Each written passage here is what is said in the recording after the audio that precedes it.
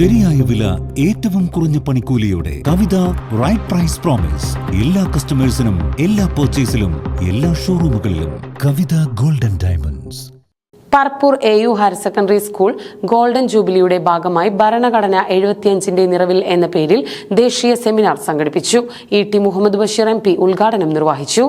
വിശ്വസംസ്കാരത്തിന്റെ സംഗമഭൂമിയാണ് ഇന്ത്യയെന്ന് ET Muhammad Basheer MP പറഞ്ഞു.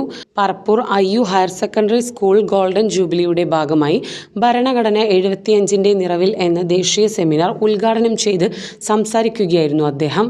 ചടങ്ങിൽ മാനേജർ T മൊയ്തീൻകുട്ടി അധ്യക്ഷത വഹിച്ചു. EK സുബൈർ മാസ്റ്റർ മോഡറേറ്ററായിരുന്നു. രാജ്യത്ത് എല്ലാവരെയും വിമർശിക്കാൻ കഴിയില്ലെന്നും വിമർശകർ ജയിലിലാണെന്നും രാജ്യത്ത് അപ്രഖ്യാപിത അടിയന്തരാവസ്ഥയുടെ സാഹചര്യമാണുള്ളതെന്നും വിഷയാവതരണം നടത്തിയ media 1 news editor SA Ajims പറഞ്ഞു.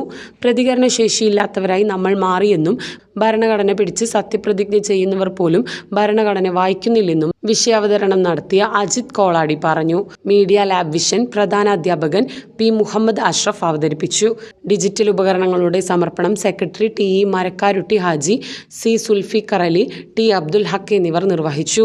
Principal C Abdul Azeez, Nasar Parappur, T Abdul Rasheed, C Saleena, P Hussain master തുടങ്ങിയവർ പങ്കെടുത്ത് സംസാരിച്ചു. കലാവിരുന്നിൽ ഗായിക യുംന അജിൻ മുഖ്യാതിഥിയായി പങ്കെടുത്തു.